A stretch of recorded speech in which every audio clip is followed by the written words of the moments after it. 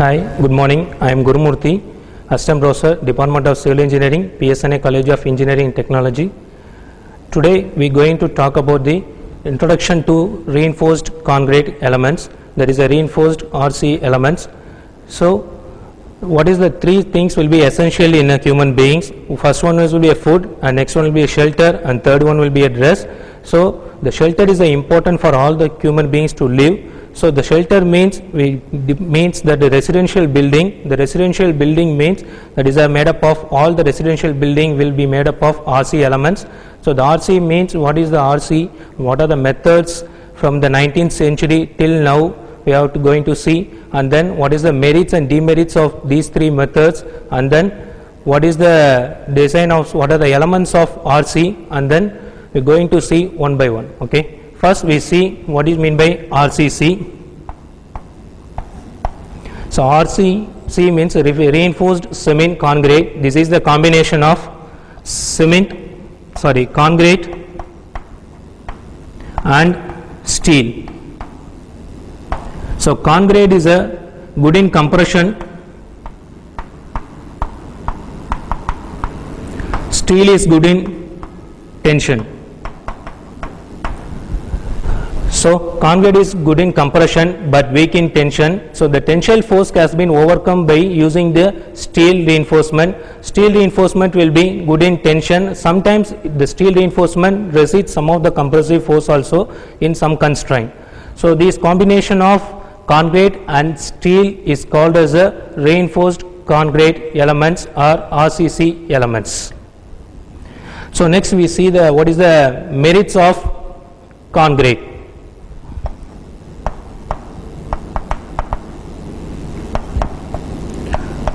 So merits of concrete will be of concrete is easily available ingredients. Concrete is a combination of cement, fine aggregate, coarse aggregate, and then water will be added, that is a concrete. So the ingredients used will be cement, fine aggregate, coarse aggregate is easily available one, and then it can be molded to any shape, whatever the shape we want, and then it's of concrete will be of homogeneous material, and it's a concrete is a homogeneous material, and concrete can be make it into desired shape, and it's a highly durable material, and then it's also not affected by the atmospheric agencies, and then the corrosion and other effects of the atmospheric agencies like due to the wind flow, flood, and then earthquake has been resisted by the concrete, and then it can be easily molded to any part of the page. And the next one will be an assumption in RCC theory.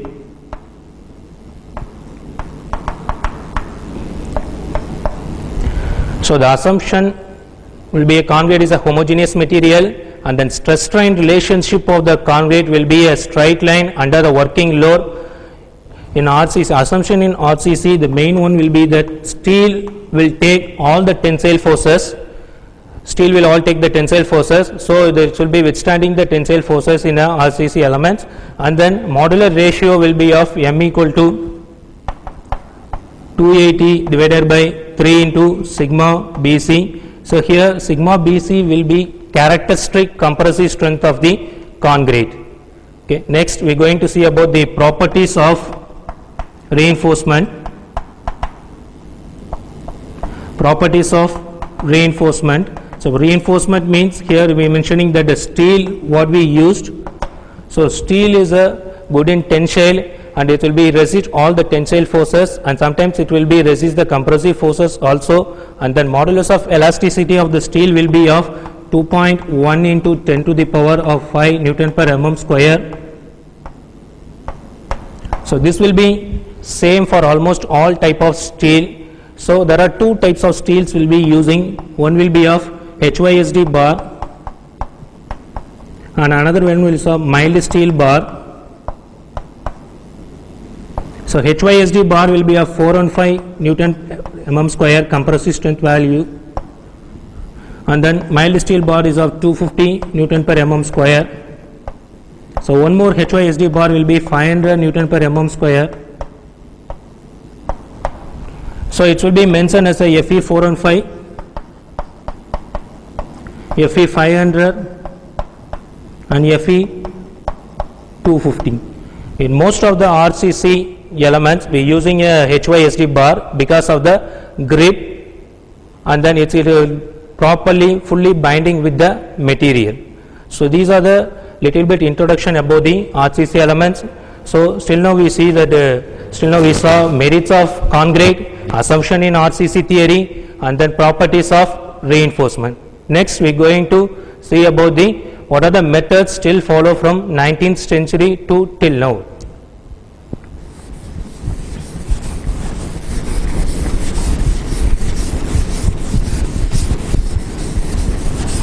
There are three methods they follow from 19 to till now.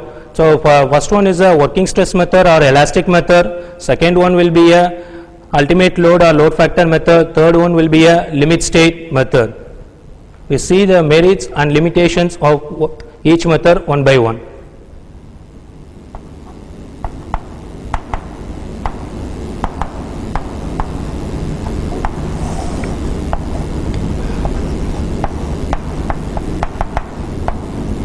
Working stress method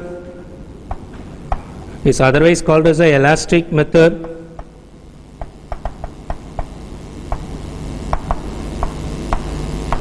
And then second method will be of ultimate load method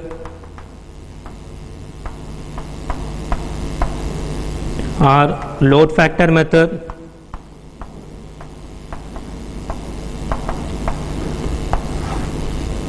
And third one will be of limit state method. So first one, working stress method, will be used from 1900 to 1930, and then ultimate load method, load factor method, will be used by 1930 to 1960, and then limit state method will be used from 1960 to till the date we follow this limit state method. So we see what is the assumptions made in each method and what is the drawbacks in each method. So first one will be a working stress method. So working stress method will be consider that the linear elastic behavior. So linear elastic theory will be followed. So that means that the design is based on linear elastic behavior. The material will be assumed that the material will be behave in a linear elastic manner. So here one more thing will be where working load will be considered. So there will be three loads, will be working load, ultimate load and breaking load. Here the initial load, working load, up to this, the stress strain relationship is directly, stress is directly proportional to the strain. So obeys the Hooke's law. So the working load will be considered only in this design. So they not consider that ultimate load or breaking load in this method. So that is a main drawback in this method. And then one more thing will be the factor of safety will be considered as a working load. And then disadvantages of these methods will be it is fully uneconomical method, and safety against the humans will not be considered here because the factor of safety they consider so only for the working load, not for the working load will be not is the safe for the breaking load. Okay. So and then this is a totally uneconomical section. So this method will be completely eliminated in limit state method, but the concept of the serviceability and deflection will be retained for the check of deflection and cracking in the limit state method. It is given in a appendix G. And the next we move on to the ultimate load method. So ultimate load method will be invented and used between 1930 to 1960. So ultimate load method will is a totally non-linear behavior. So non-linear stress strain is used, theory will be used in the ultimate load or load factor method. And then it's a load factor value will be introduced in this method. So load factor is equal to ultimate load divided by working load.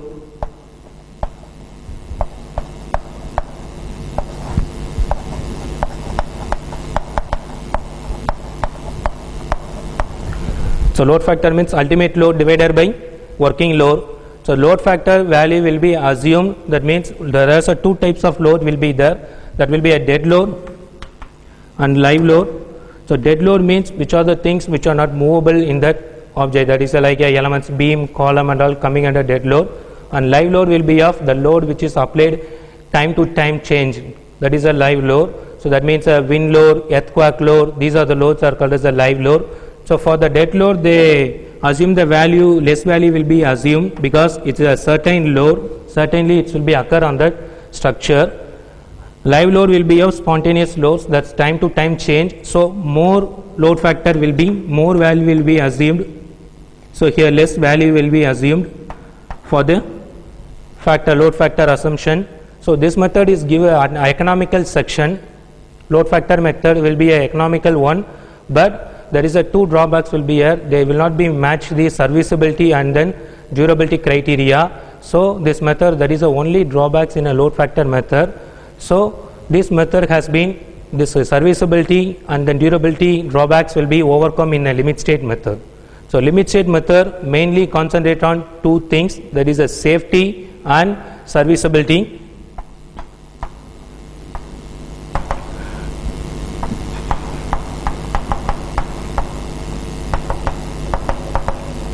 So these are the two things they mainly concentrated on limit state method. So safety means there is a acceptable degree of security against the failure or collapse of the building. That means what is a failure or collapse will be security given to the building. So the collapse may occur due to the shear and then tension, compression, fatigue, torsion. So these are the some of the factors which causes the collapse or failure of structures. And this serviceability means what is the serviceable we given for our client. Client means a person who is constructing the houses. What is the serviceability criteria means until they feel a comfort in that building, that is a serviceability.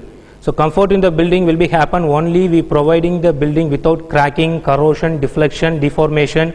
These are the things should be avoided to fulfill the serviceability criteria. These are the two main criteria concentrated on limit state method. These are the two main criteria needed in the building constructions while we are using the limit state method of design.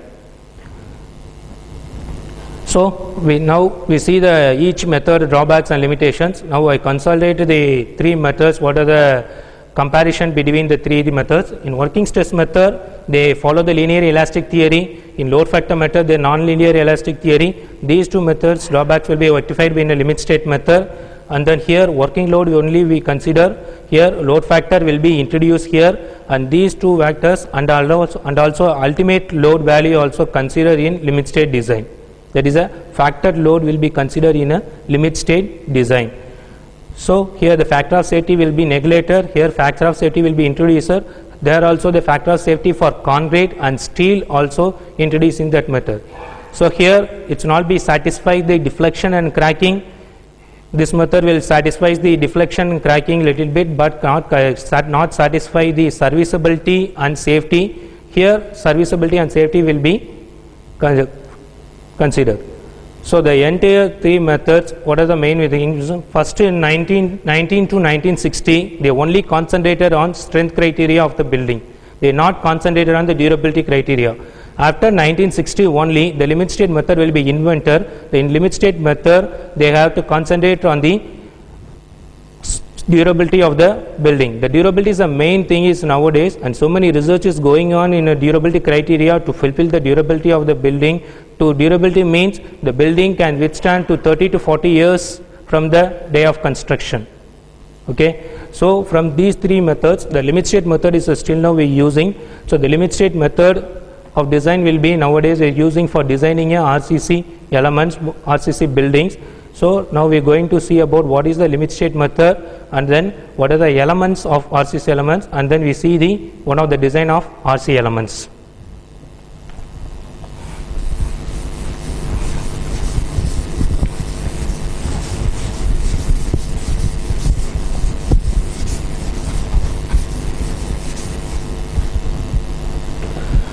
So before going to the limit state design, we have to know about what are the materials used as per the codal requirements. So the material used will be, first one will be a concrete. So in concrete, the grade will be important. So grade is, there is so many grade of concrete starting from M10, M15, M20, M25, M30, M40. So the grade of concrete means characteristic compressive strength of the concrete. So the concrete will be prepared by mixing of cement, coarse aggregate, fine aggregate, and then water will be added, and it will be mixed and casted in the mold, cube mold, and then after 28 days it has been tested, and the tested value should be of, for M10 grade, the tested value after 28 days, the compressive strength value should be 10 Newton per mm square. And then after the 28 days, the M15 grade of concrete should be 15 Newton per mm square. So M20 and the M25, M30 are same like that, and then M40 will be a high strength concrete, and then M10, M15 is used for a plain concrete, and then M20 or M25 will be recommended for the RCC, and then M40 is a high strength concrete.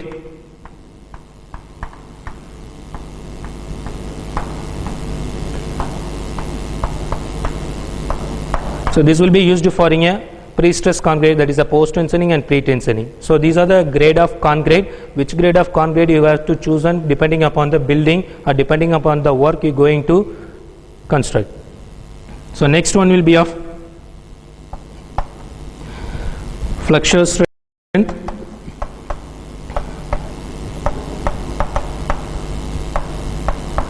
So flexural strength means FCK is equal to 0.7 root of, so flexural strength equal to 0.7 root of FCK. FCK is a characteristic compressive strength of the concrete, and next one is the modulus of elasticity.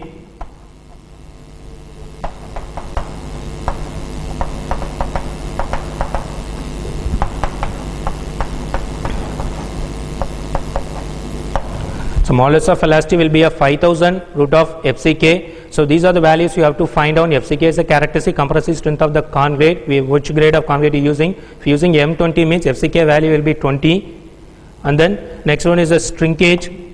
Shrinkage will be depends upon the material you used and then environmental condition, the exposure condition and the environmental exposure of that environment where you are going to construct. So that is a shrinkage value. So shrinkage value normally we use in concrete as per the Codal recommended will be 0.0003, and the next one is the creep.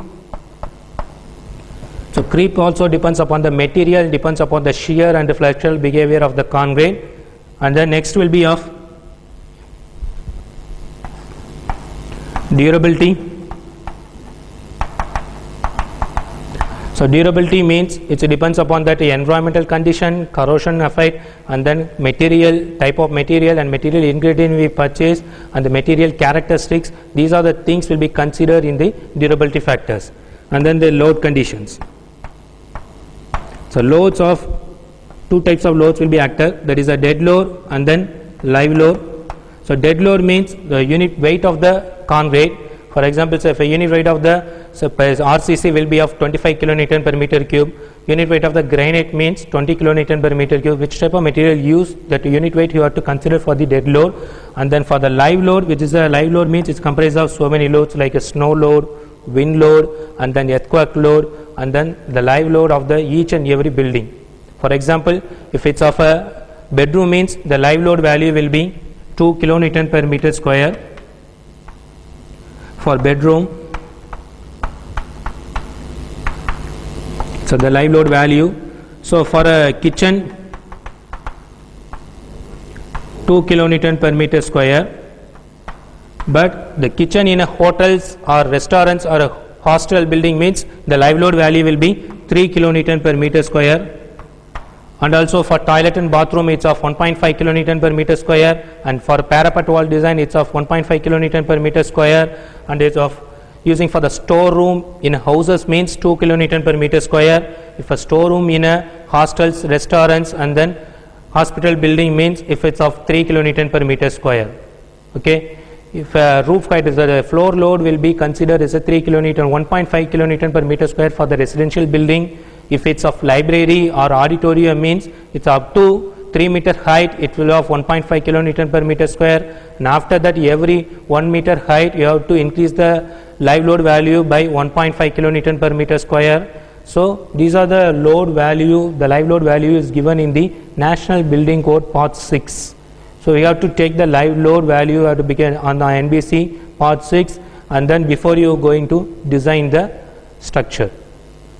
Okay. So and then we see the concrete, and then concrete property, flexural strength, modulus of elasticity, shrinkage, creep, and then durability of the RCC, and then what is the load conditions we are going to use. And one more thing, main thing, we see only the concrete. Now we are going to see about the grade of steel. So the grade of steel will be using two types of steel, mild steel and HYSD bar. Mild steel will be of Fe250, HYSD bar for two types will be there, Fe415 and Fe500. So the 415, 500, 250 will be dealing with the characteristics strength of the steel. So the characteristic strength of the steel will be find out by the tensile strength test. So these are the some of the codal requirements for the material. So next we are going to see about the what is the limit state method and what is the elements of RCC, and that we see one of the design of one of the element.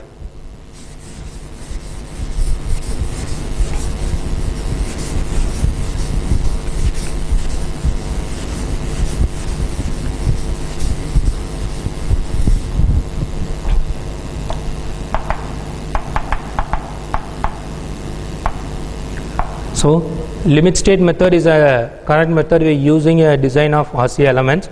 So this limit state will be satisfied. Main two criteria will be there, safety and then serviceability will be secured in this. So the limit state will be the acceptable degree of the failure occurs before the safety and serviceability will fail. That is a limit state. So the limit state, so the methods deals with the safety and serviceability. Okay. So next it's RC elements. So the RC elements will be a flexural and compression, flexural member and compression member. So the flexural member are beams and slabs. Compression member are columns. So the flexural member means the member which can withstand the forces and loads by providing a deflection and then cracking. Okay. So in that we are going to see the design of, analyze and design of slab. So first we see what are the types of slab and see the each type design.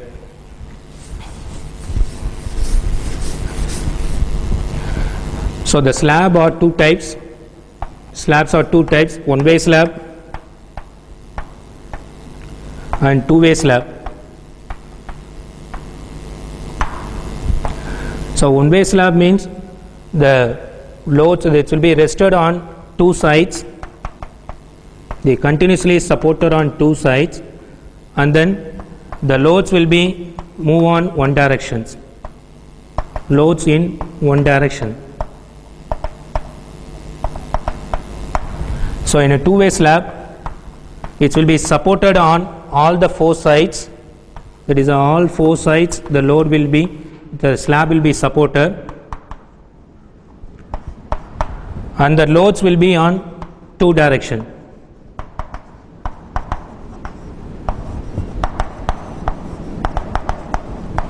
So what is the directions means the span length. So the slab Ly, Lx. So Ly will be a longer span. So Lx will be a shorter span. So the Lx will be considered as a actual span of the slab. So in all the design, the shorter span length will be considered for the design purpose.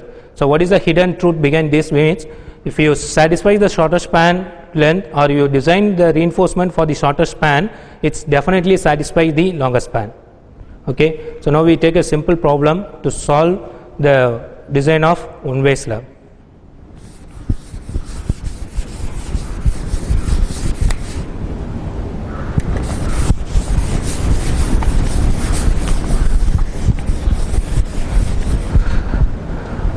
So the given the data will be of the span slab length of 4 meter by 10 meter.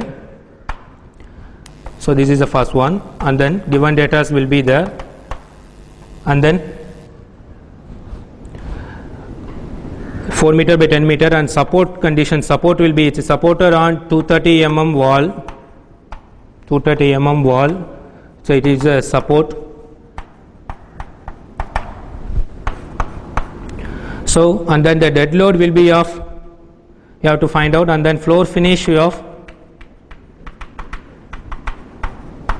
1.5 kilonewton per meter, and then live load will be of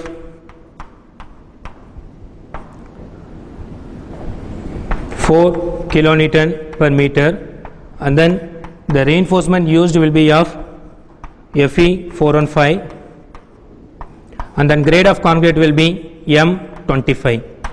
So for these given conditions, we are going to find out the, or we are going to analyze and design the one-way slab. So first thing, you have to find out the, so first I am telling the step, what are the steps you are going to follow. Step 1 will be of type, what is the type of slab. Step 2 will be of calculation of effective depth. Step 3 of calculation of loads. Step 4 will be of calculation of bending moment. Step 5, check for effective depth. Step 6, check for find a calculation of main reinforcement, and step 7 will be of calculation of distribution reinforcement, and step 8 will be calculation of minimum reinforcement, and then 2 more check will be there. Check for stress and deflection will be whether the design will be over at the finding of distribution reinforcement. The check for stress and deflection is used to check whether the design we done will be correct or not. So the check for stress and deflection will be taken from, already explained that the check for stress and deflection is taken from the first method, working stress method. It's given in Appendix G of IS 456-2000 code book, and then last detailing diagram. So we see step by step. Step 1. So step 1, we have to find the type of slab.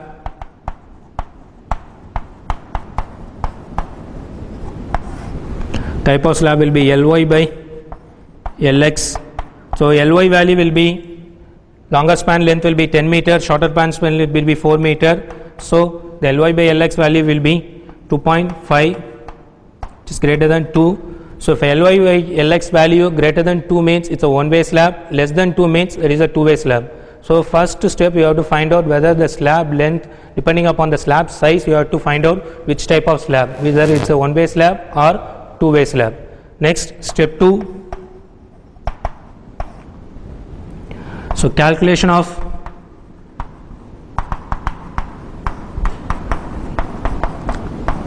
effective depth.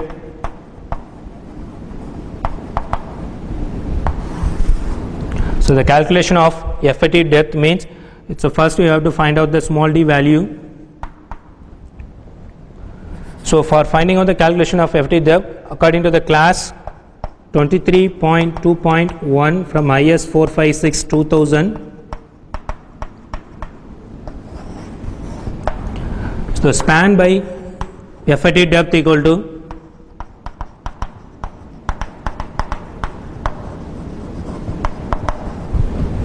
should be greater than, less than or greater than equal to 20. That means the effective depth d equal to span value will be of shorter span length. I already told, for the design purpose you have to take shorter span length. So d equal to 4000 mm divided by 20. So getting around 200 mm. So 200 mm will be the effective depth value, and then we have to find out the overall depth, capital D. So the overall depth, capital D, will be of, before by finding out the overall depth, we have to assume some value. So we have to assume the clear cover, that is 15 mm, and then we have to assume the dia of the main reinforcement, that is 10 mm. So the capital D, that is the overall depth, equal to effective depth plus clear cover plus half the dia of the reinforcement. So the effective depth value D will be 200 mm. So plus 15 will be a clear cover. So 10 by 2 will be the half the dia of the reinforcement, main reinforcement we assumed. So the value of the overall depth will be 220 mm. So step 2 will be over by finding out the effective depth and overall depth, and step 3 will be calculation of the loads.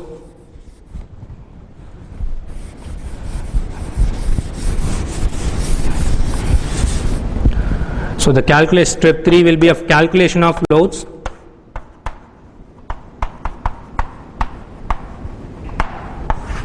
So the calculation of loads means first we have to find out the dead load. So that means a self height of the slab. For that we have to assume that the slab width, so assume the slab width be equal to 1 meter, that is 1000 mm.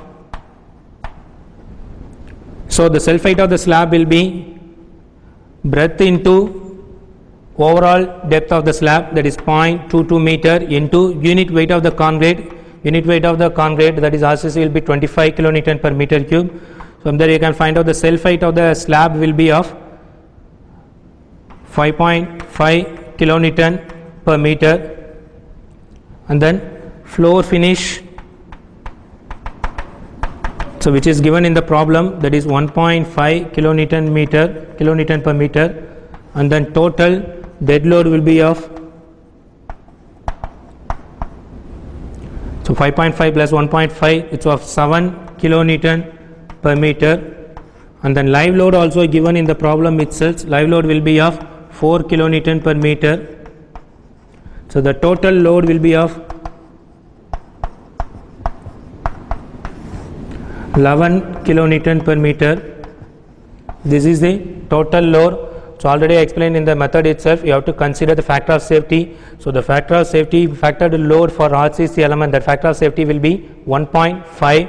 So you have to factor load equal to 1.5 times the total load. So therefore the factor load equal to 1.5 into 11, so it will be a 16.5 kilonewton per meter. This will be a factored load. This is the load we are going to consider for finding out the bending moment value. Next, step 4, calculation of bending moment.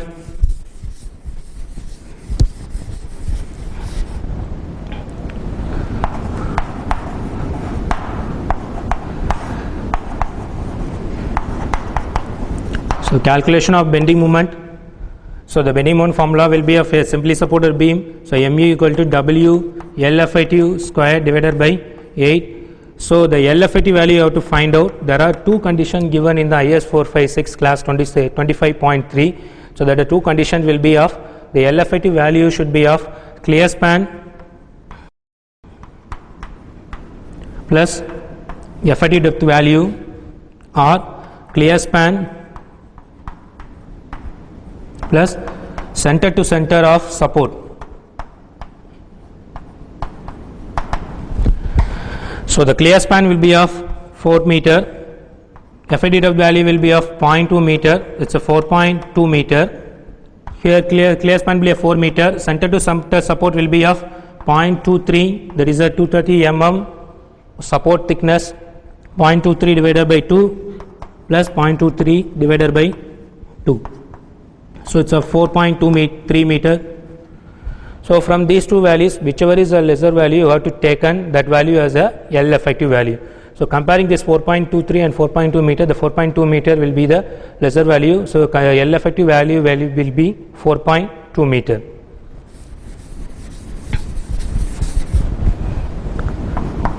So W value will be 16.5 into L effective value will be 4.2.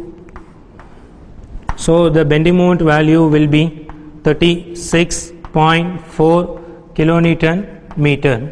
So this is the bending moment value. So afterwards, step 5 will be a check for effective depth.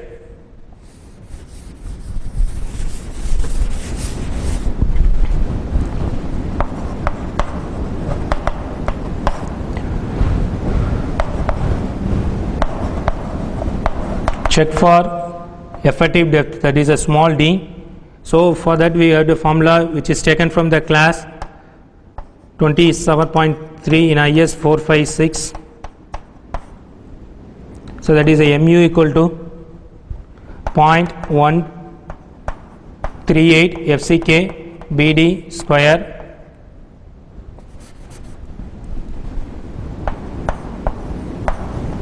So we have to find out the small d value. Small d value equal to root of mu divided by 0.138 FCK B. So mu value will be 36.4 into 10 power 6, and then 0.138 FCK value will be grade of concrete 25, and B value will be of 1000, and small d value will be of 102.7 mm. So this is the D required. So check for effective depth means we just D provider will be 200 mm. So the D required will be 102.7 mm. So D required will be less than D provider. That means D provider is greater than D required. Hence it will be a safe. So we have to check whether the depth we provided, effective depth provider about the slab will be safe or not by this check. Okay. Afterwards we move on to the reinforcement design. So next step 6 will be a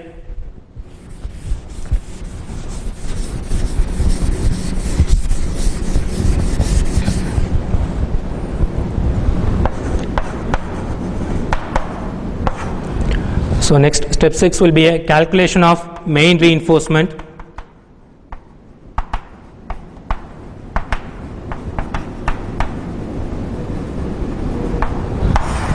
So calculation of the main reinforcement. So you have to find out first the mu equal to mu by BD square. So this value you have to find out, and then so mu is a value will be 36.4 into 10 power 6 divided by B value will be 1000 and small d value will be 200. So this is a 0.91. So for this mu by BD square from SP16 page number 49 table 3. So depending upon the Fi value, Fi will be the grade of steel. Depending upon the Fi value and mu BD square value, you have to find out the AST. You have to find out the percentage of steel PT value, that will be a 0.261 percentage. So using this PT value, you are going to find out the AST. PT equal to 100 AST divided by BD. So the PT value will be 0.261. So B value will be 1000, D value will be 200, and then from that we have find out the AST required. So AST required will be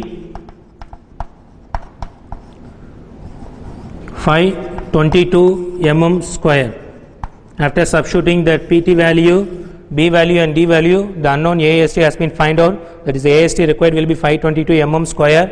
And next to find out the spacing. So spacing between the reinforcement. So for that we need to assume 10 mm dia bar. This 10 mm dia bar assumption we made in a step 2 itself for calculation of effective depth. Assume 10 mm dia bar. So spacing equal to small AST divided by capital AST into width of the slab. Small AST will be of area of one reinforcement bar, that is pi by 4 10 square, divided by capital AST will be of 522, and then small b value will be of 1000. So the spacing will be around 150 mm. So provide 10 mm dia Fe 415 bar at 150 mm spacing, 150 mm center to center spacing. So you have to check whether the AST required will satisfy the 10 mm dia bar. So you have to find out the AST provider.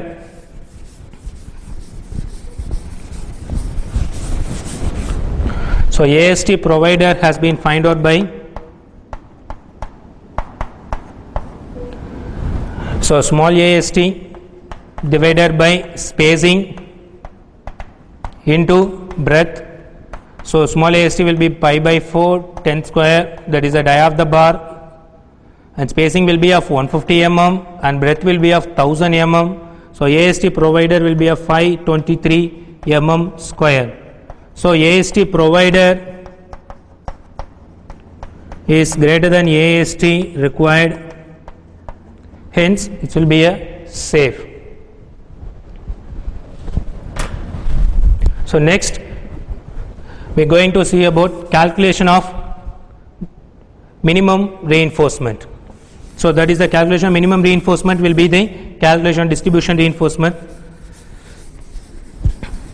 So next step 7, calculation of minimum reinforcement.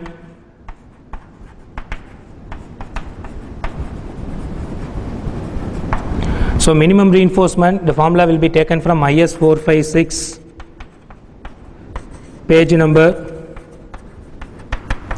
42, and from that they are given that 0.12 percentage of the cross section. This is for HYST bar. If you are using a mild steel bar, 0.15 percentage of cross section. Cross section means breadth into effective depth, not overall depth, the effective depth. So 0.12 divided by 100 into 1000 into effective depth value 200. The AST minimum will be 264 mm square. So this will be a AST minimum will be the minimum reinforcement required for bar. So these minimum reinforcement we can assume it for the distribution reinforcement also. So AST distribution reinforcement will be 264. Only thing we have to find out the spacing. So spacing equal to AST divided by capital AST minimum into breadth. So for AST we have to assume the dia of the bar. The minimum reinforcement dia we have to assume for any slab or beam flexural member design will be 8 mm. Maximum you can assume as 16 mm or 18 mm. Minimum 8 mm for the distribution reinforcement, minimum 10 mm for the main reinforcement. So AST minimum can be pi by 4 divided by AST minimum will be of 264 into 1000. So the spacing will be of 190 mm. So provide 8 mm dia bar at 190 mm center to center spacing. So next, so we design the main reinforcement and distribution reinforcement and grade of concrete, all the things will be designed. So you have to check whether the design will be satisfied or not. By two simple check we can check whether the design will be safe or not. So first check will be, so check for shear.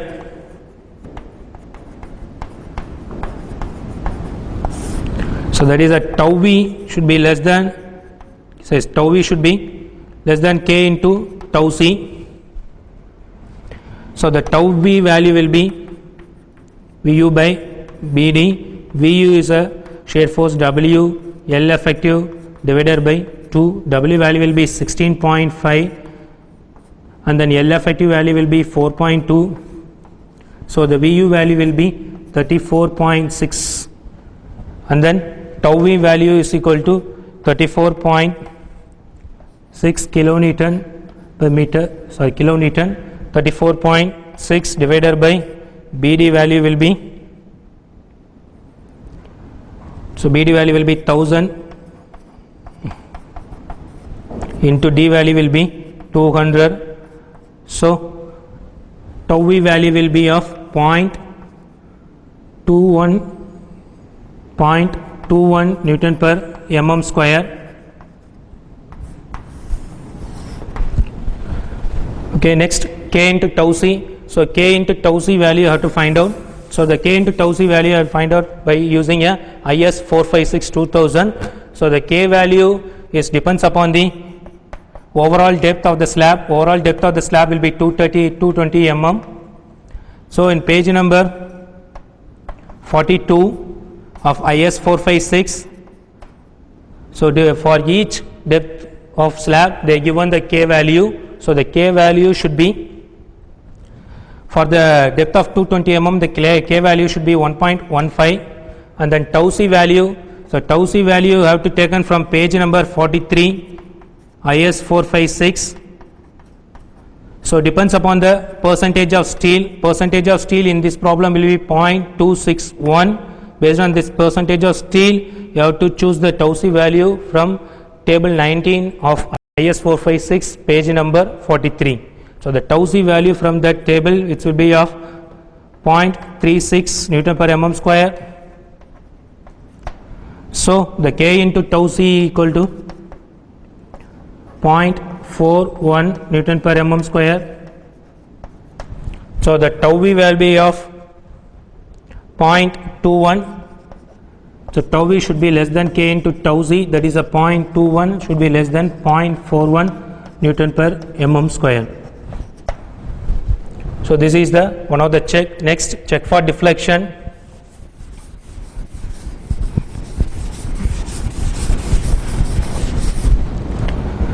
Next, step 9, check for deflection.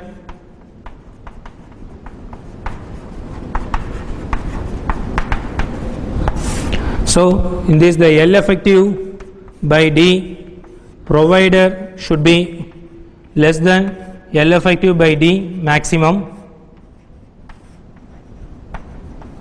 So here L effective by D provider value will be, so L effective value will be 4.2 meter, that is 4200 mm. Small d effective depth value will be 200 mm. So the value will be of 21.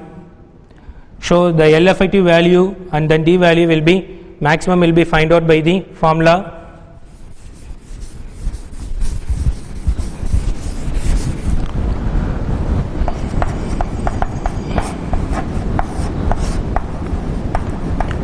So basic value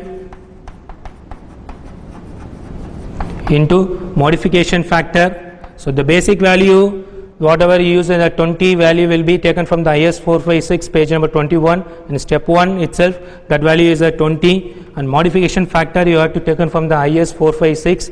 So the modification factor value will be based on the formula 0.58 Fy into AST required divided by AST provided.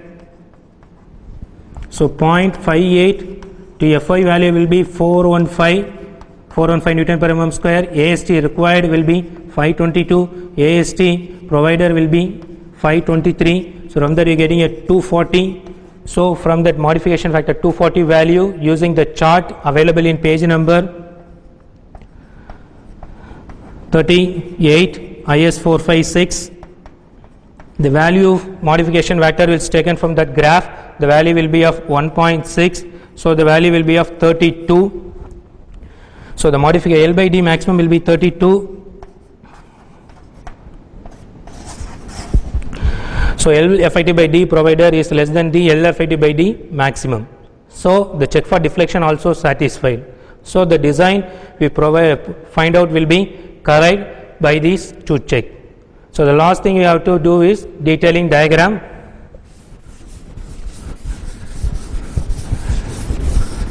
So detailing diagram will be important one, because we are not able to send all the design to the site construction field. So we have to send the diagram itself. In the diagram you have to mention all the main reinforcement dia, spacing, and then type of the reinforcement and the Fy value, and then all the value you have to mention in the detailing diagram. So this is the plan view of the detailing diagram.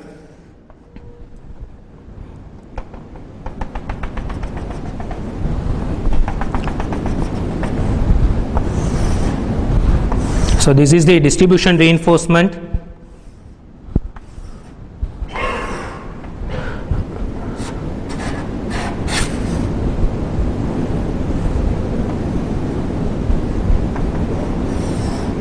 So this is the main reinforcement. Main reinforcement dia will be 10 mm dia at 10 mm dia Fe4 by bar at 150 mm center to center spacing, and this is a distribution reinforcement will be 8 mm dia bar, 8 mm dia Fe415 bar at 190 mm center to center spacing. So this is the detailing diagram. We show the plan view, and then this is the diagram we send to the site to clearly to mentioning that main reinforcement dia and which type of bar use, and then center to center spacing. So this is the simple one. And for the design of slab, if it's a one way slab means this is the design procedure we have to follow. Okay, thank you.